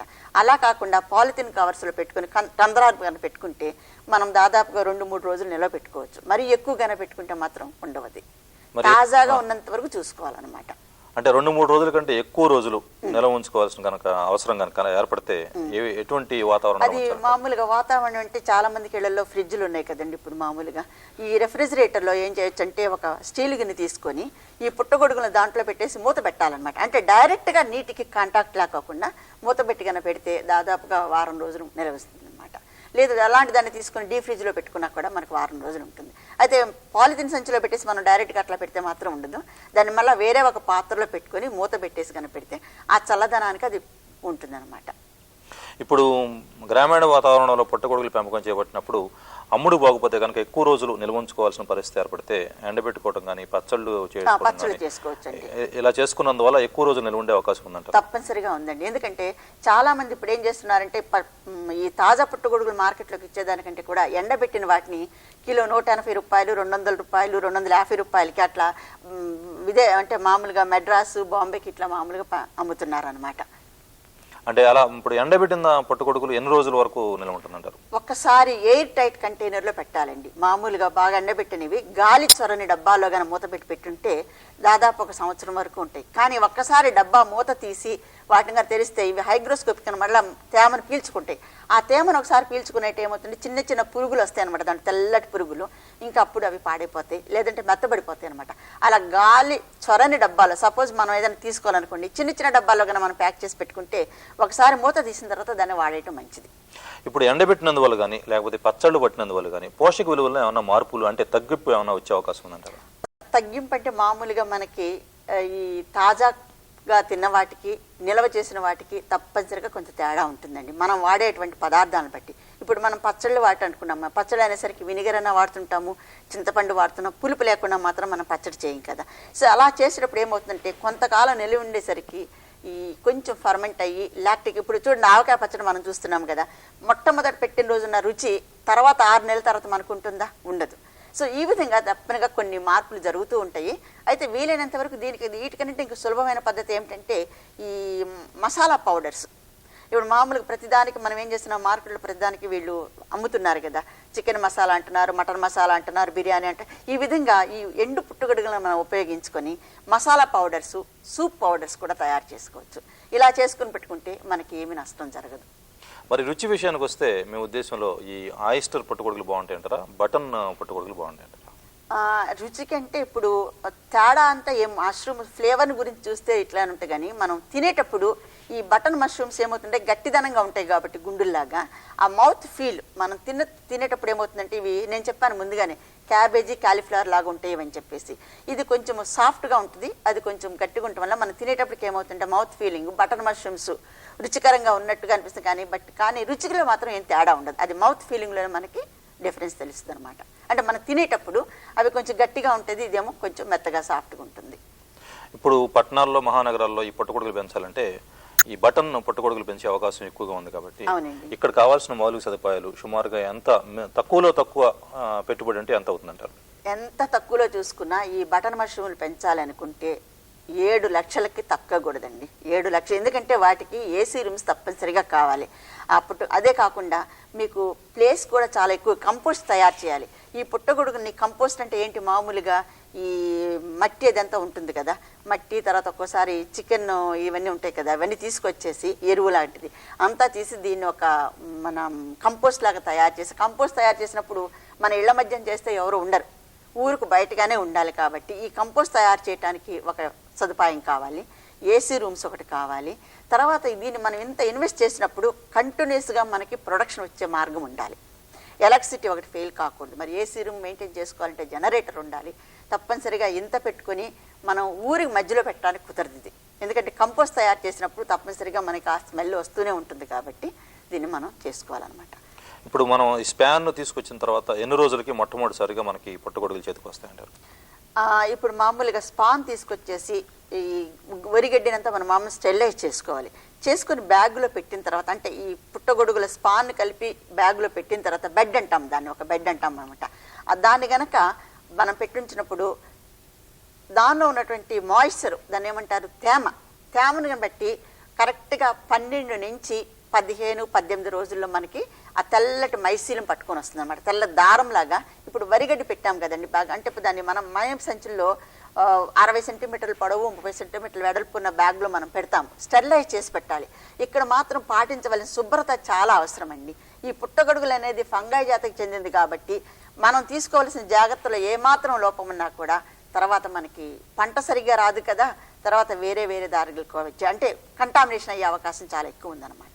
కంటామినేషన్ అంటున్నారు కదండి, మరి ఏ విధంగా ఇవి కలుషితం అయ్యే అవకాశం ఉందంటారు? అంటే కలుషితం అంటే ఇప్పుడు చెప్పాను కదండి, ఈ తేమ, ఇప్పుడు మామూలుగా ఎండుగడ్డిని ఒక రోజంతా మనం నానబెట్టాలి. ఒక రాత్రి దాదాపుగా ఒక 6-7 గంటలు మంచినీళ్ళలో నానబెట్టేసి దాన్ని తీసి బాగా ఉడికే నీళ్ళల్లో ఒక 20 నిమిషాలు ఉంచాలన్నమాట. ఎందుకంటే గడ్డికి ఏదైనా అప్పుడప్పుడు చిన్న గుడ్లు అవి ఇవి ఉంటాయి కాబట్టి దాంట్లో పెట్టేసిన తర్వాత నీడలో ఆరబెట్టాలి. ఆ నీడలో ఆరబెట్టినప్పుడు వరిగడ్డిని మనం చేతితో తీసుకుంటే చేతికి తేమ ఉండాలి కానీ నీరు కారుతూ ఉండకూడదన్నమాట.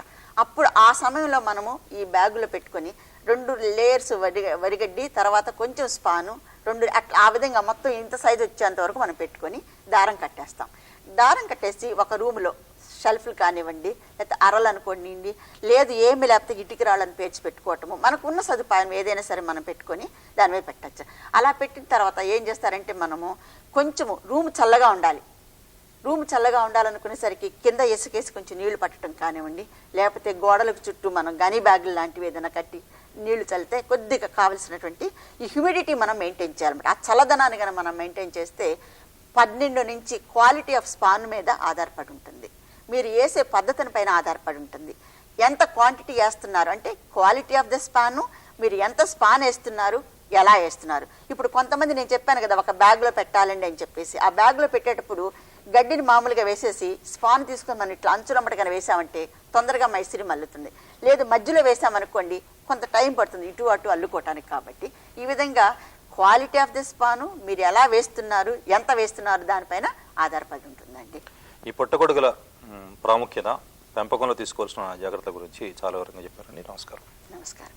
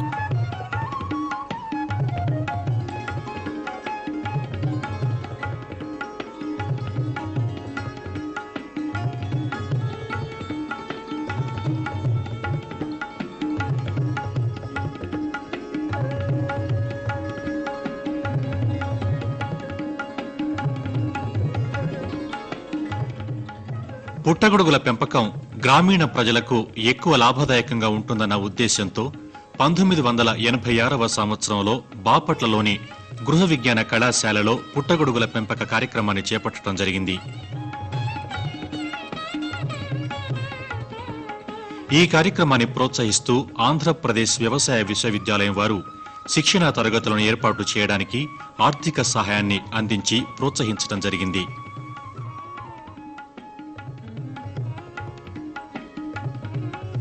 ఆహారోత్పత్తి మన దేశ అవసరాలకు అనుగుణంగా పెరుగుతున్న జనాభాను దృష్టిలో పెట్టుకుని నేటి ఆహార సమస్యను ఎదుర్కోవడం కష్టసాధ్యం. దీనిని అధిగమించాలంటే పోషక విలువలు కలిగి సులభంగా అందుబాటులో ఉండే ఆహార పదార్థాలను గుర్తించి ప్రచారం చేయవలసిన ఆవశ్యకత ఎంతైనా ఉంది.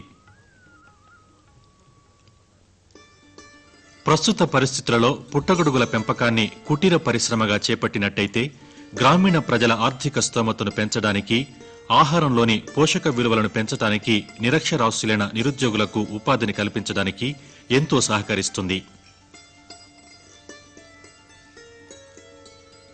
ప్రపంచంలో 2000 రకాల పుట్టగొడుగులు లభ్యమవుతున్నాయి. భారతదేశంలో 200 రకాల పుట్టగొడుగులు లభ్యమవుతున్నాయి. కానీ 10-12 రకాల పుట్టగొడుగులను అనుకూల వాతావరణాన్ని కల్పించి శాస్త్రీయంగా పెంచవచ్చు. అయితే ప్రస్తుతం 3 రకాల పుట్టగొడుగులు ఎక్కువ వాడుకలో ఉన్నాయి. అవేంటంటే, 1 అగారికస్ బైస్పోరస్, దీన్నే బటన్ మష్రూమ్ అంటాం.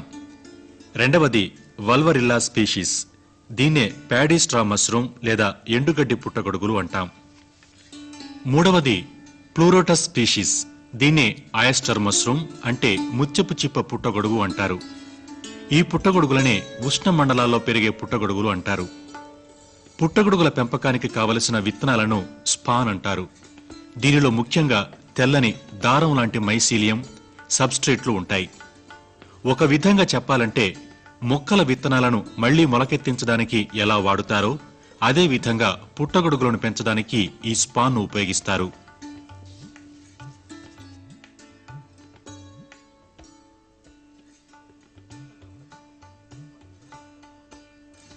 పుట్టగొడుగుల పెంపకాన్ని 17వ శతాబ్దంలో ఫ్రాన్స్లో ప్రారంభించారు. పుట్టగొడుగులలో అనేక రకాల పోషకాలున్నాయి. ఇవి సులభంగా జీర్ణమవుతాయి. కాబట్టి చిన్నపిల్లలకు, వృద్ధులకు కూడా ఆహారంగా ఇవ్వవచ్చు.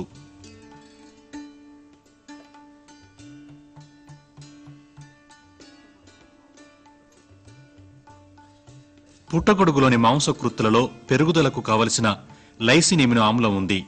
వీటిలో నీటి శాతం 88 నుంచి 90 దాకా ఉంటుంది. బి గ్రూప్ వైటమిన్లలో నయాసిన్, ప్యాంటోథెనిక్ ఆమ్లం, ఫోలిక్ ఆమ్లం ఎక్కువ మోతాదులో ఉన్నాయి. ఫోలిక్ ఆమ్లం రక్తహీనతను తొలగించడానికి ఉపయోగపడుతుంది. ఒకప్పుడు పుట్టగొడుగులు ధనవంతుల ఆహారంగా పరిగణించబడేది. కానీ పుట్టగొడుగుల పెంపకంలో చాలా మార్పులు వచ్చి ఇప్పుడు సామాన్యుడికి కూడా అందుబాటులో ఉన్నాయి. పుట్టగొడుగుల్లో థయామిన్, రైబోఫ్లెవిన్ కూడా ఎక్కువ మోతాదులో ఉండి బెరిబెరి వ్యాధిని, పెదవుల పగుళ్లను అరికడుతుంది. వీటిలో చక్కెర, క్రొవ్వు పదార్థాలు చాలా తక్కువ మోతాదులో ఉండటం వల్ల స్థూలకాయలు బరువు తగ్గడానికి ఉపయోగించవచ్చు. చక్కెర తక్కువగా ఉండటం వల్ల మధుమేహం వ్యాధి ఉన్నవారు, కొలెస్ట్రాల్ లేకపోవడం వల్ల రక్తపోటు ఉన్నవారు కూడా నిరభ్యంతరంగా పుట్టగొడుగులను వాడవచ్చు. ఖనిజ లవణాలలో సున్నం, ఫాస్ఫరస్, పొటాషియం, రాగి, ఇనుము లాంటివి ఎముకల, దంతాల పటిష్టతకు, కంటి చూపుకు తోడ్పడతాయి. ఇవన్నీ పుట్టగొడుగులలో పుష్కలంగా ఉన్నాయి. 454 గ్రాముల తాజా పుట్టగొడుగులు 120 కిలో క్యాలరీల శక్తినిస్తాయి. పుట్టగొడుగులు ఎక్కువ పీచు పదార్థాన్ని కలిగి ఉండటం వల్ల మన ఆరోగ్యానికి అనేక విధాలుగా మేలు చేస్తుంది.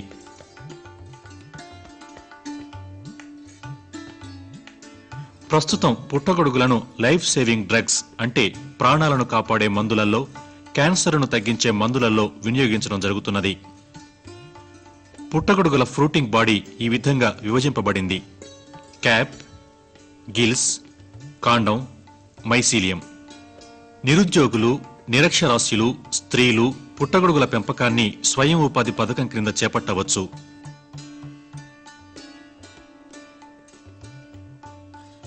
ప్రభుత్వము, జాతీయ బ్యాంకులు తగిన రుణాలు ఇచ్చి సహాయం అందచేయడానికి అవకాశాలు కల్పించాయి. పుట్టగొడుగులను పెంచాలంటే స్పాన్ అవసరం. స్పాన్ తయారీకి స్వచ్ఛమైన కల్చర్ చాలా అవసరం. ఏ విధమైన కలుషితం లేకుండా కల్చర్ను తయారు చేసినప్పుడే పుట్టగొడుగుల పెంపకం లాభదాయకంగానూ సులువుగానూ చేయగలం. పరిశుభ్రమైన ప్రయోగశాలలో తయారు చేసిన కల్చర్ నుండి పరిశుభ్రపరిచిన జొన్నలలోకి ఈ కల్చర్ను చేర్చి మైసీలియం పూర్తిగా పెరిగిన తరువాత మైసీలియం పట్టిన జొన్నలను స్పాన్ అంటారు. ఈ విధంగా తయారు చేసిన స్పాన్ పుట్టగొడుగుల పెంపకానికి ఉపయోగపడుతుంది. బంగాళాదుంపను ఉపయోగించి కల్చర్ మీడియాను ఎలా తయారు చేయాలో చూద్దాం. 250 గ్రాముల బంగాళాదుంపలను శుభ్రంగా కడిగి తోలు తీసి చిన్న ముక్కలుగా చేయాలి. 1 లీటర్ డిస్టిల్ వాటర్లో మెత్తగా అయ్యేంత వరకు ఉడకబెట్టి చీజ్ క్లాత్ ద్వారా వడకట్టాలి.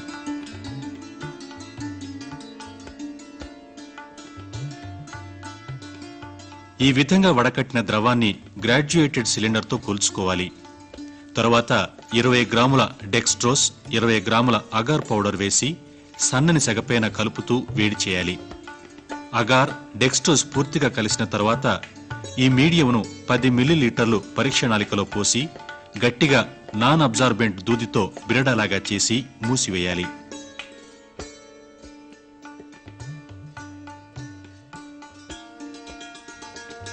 ఈ పని చేసేటప్పుడు చేతులు, ప్రయోగం చేసే స్థలం, పుట్టగొడుగులు శుభ్రమైన రెక్టిఫైడ్ స్పిరిట్తో శుభ్రపరచాలి. పుట్టగొడుగుల ముక్కను పరీక్ష నాళికలో వేసేటప్పుడు స్పిరిట్ దీపం దగ్గర చేయడం ఎంతైనా అవసరం. కల్చర్ను తయారు చేసేటప్పుడు తీసుకోవలసిన జాగ్రత్తలను పరిశీలిద్దాం. వాడే పరికరాలన్నీ పరిశుభ్రంగా వాడడానికి ముందు డిస్టిల్ వాటర్తో కడగాలి. కావలసిన వస్తువులను సరిగ్గా తూకం చేయాలి. శుభ్రమైన డిస్టిల్ వాటర్ని ఉపయోగించాలి. రసాయనిక పదార్థాలను ఉడకబెట్టేటప్పుడు సన్నని సెగపైన ఉంచి కలియపెట్టాలి. మీడియం యొక్క pHను pH పేపర్తో కొలవాలి. మీడియంను పరీక్ష నాళికలో వేడిగా ఉన్నప్పుడే పోయాలి. అది కూడా 3వ వంతు వరకే పోయాలి. దూది బిరడాను వదులు లేకుండా గట్టిగా పెట్టాలి.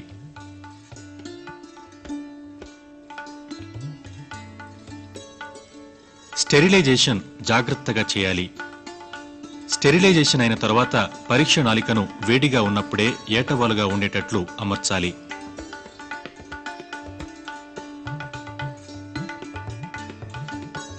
ఇప్పుడు ముత్యపు చిప్ప పుట్టగొడుగులను పెంచే విధానాన్ని పరిశీలిద్దాం.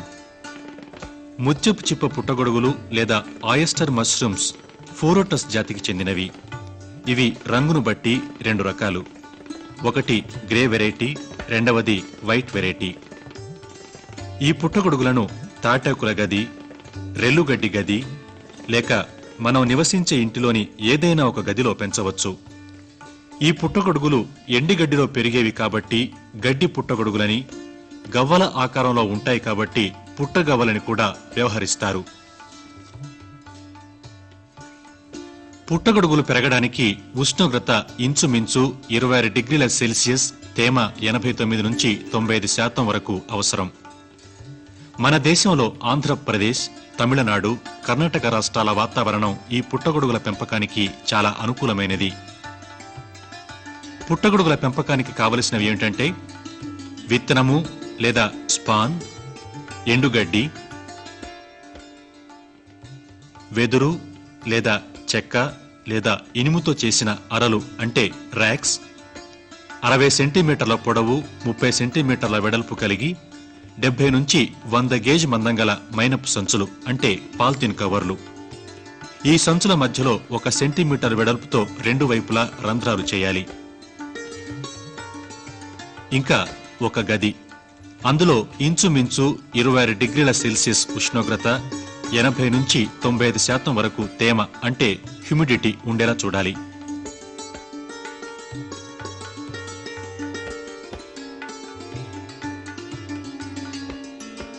ఇంకా గదిలో అరల మధ్య కట్టడానికి గోనె సంచులు, ట్రైన్ దారం, డిటర్జెంట్ పౌడర్ లేదా సబ్బు, ఇనుప చువ్వ, ట్రే లేదా బేసిన్ కావాలి. పుట్టగొడుగుల ఉత్పత్తి గురించి ఇప్పుడు చూద్దాం.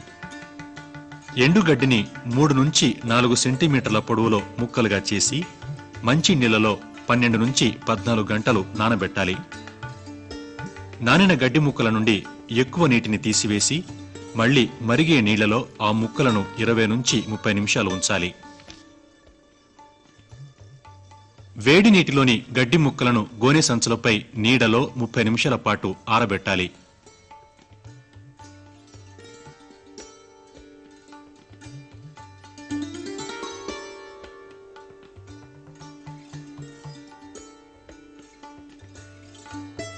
చేతులను, ట్రే లేదా బేసిన్ను, ఇనుప చువ్వను సబ్బు నీటితో శుభ్రపరచాలి.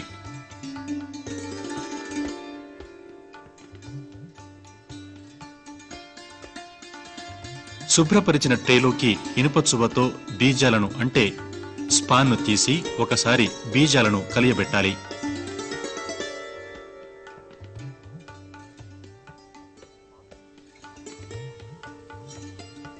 పాల్తిన్ సంచి అడుగు భాగంలో 1 అంగుళం స్థలం వదిలి ట్వైన్ దారంతో కట్టాలి. ఇట్లా కట్టినట్టయితే సంచి సరిగ్గా కూర్చుంటుంది. ఇలా కట్టిన సంచిలో 5 సెంటీమీటర్ల ఎత్తున ఆరిన గడ్డి ముక్కలను పరచాలి.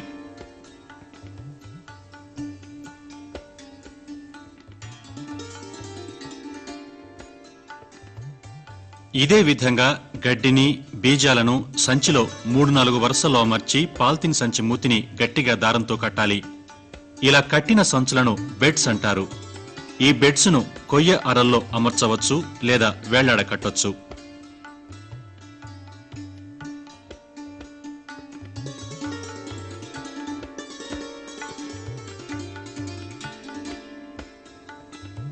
పుట్టగొడుగులు పెంచే గదులలో చుట్టూ అరల మధ్య గోనె సంచులను కట్టి వాటిపై నీటిని చల్లి గదులలోని ఉష్ణోగ్రతను తగ్గించాలి. తెల్ల ముత్యపు చిప్పల పుట్టగొడుగులకు బీజాలు వేసిన 10 రోజుల తర్వాత, గ్రే కలర్ పుట్టగొడుగులకైతే 12 రోజుల తర్వాత పాల్తిన్ సంచులను నిలువుగా కోసి సంచులను తీసివేయాలి.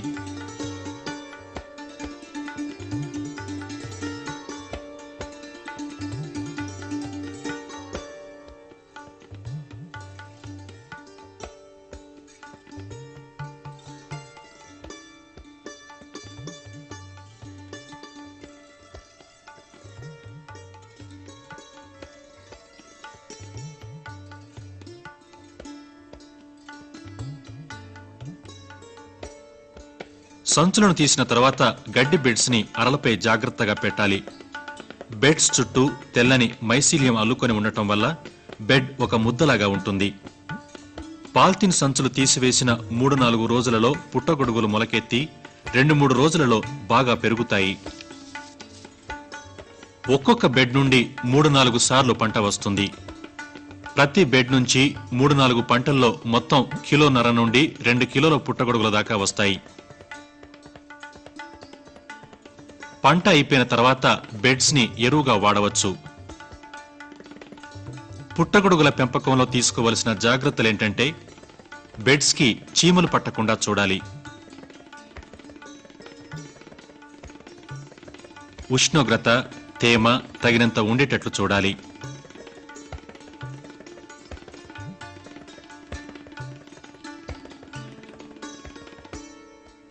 పుట్టగొడుగులు సరిగ్గా పెరిగిన తర్వాతే కోయాలి.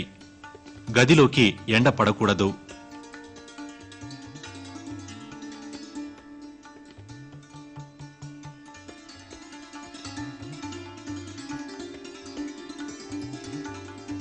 బెడ్స్ నలుపు రంగు గాని లేక ఆకుపచ్చ రంగులోకి గాని మారినట్టయితే వెంటనే ఆ బెడ్స్ ని పారవేయాలి. బెడ్ నుండి కోసిన పుట్టగొడుగులను వెంటనే రిఫ్రిజిరేటర్లో భద్రపరిచినట్లయితే 4 నుంచి 5 రోజుల దాకా నిల్వ చేయవచ్చు. పుట్టగొడుగులను ఎండబెట్టి గాని లేదా క్యానెడ్ అంటే డబ్బాలలో నిల్వ ఉంచి గాని వాడుకోవచ్చు. వీటిని పచ్చళ్ల రూపంలో కూడా చాలా కాలం నిల్వ చేయవచ్చును. పుట్టగొడుగులు పెంచడంలో లాభాలేంటంటే పెంచే విధానం చాలా తేలిక, తక్కువ ఖర్చు, ఆర్థిక లాభం ఎక్కువ, అంతర్జాతీయ బజారులో స్థానం ఎక్కువ, పోషక విలువలు కూరగాయలు పండ్లలో కంటే ఎక్కువగా ఉంటాయి. కూరగాయలు, పళ్లలో కంటే ఎక్కువ ప్రోటీనులు, ఖనిజ లవణాలు ఉండటం చేత పుట్టగొడుగులు శరీర పోషణకు శక్తివంతమైన ఆహారం. క్రొవ్వు, చక్కెర లేని ఏకైక ఆహారం పుట్టగొడుగులు. మధుమేహం, రక్తపోటు, గుండె జబ్బులు ఉన్నవారికి ఇది చక్కటి ఆహారం. పుట్టగొడుగులు శాకాహారం. వీటిని అన్ని ఋతువులలో పెంచవచ్చు.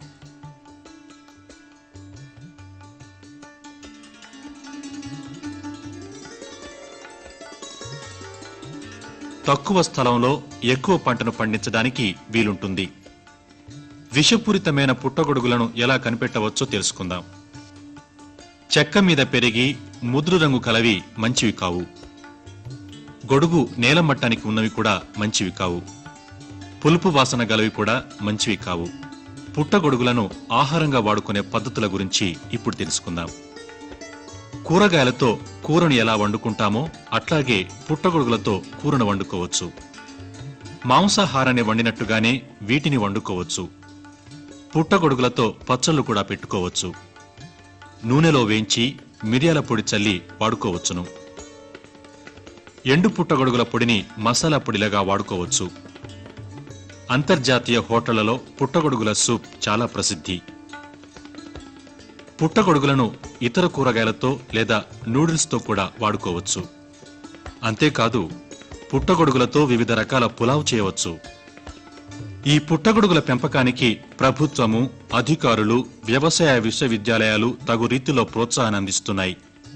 ఈ విధంగా ఆంధ్రప్రదేశ్లోని నిరుద్యోగులు, మహిళలు, రైతులు అతి తక్కువ ఖర్చుతో పుట్టగొడుగులను పెంచి ఆర్థిక పరిస్థితితో పాటు ఆరోగ్యాన్ని కూడా పెంపొందించుకోవచ్చు.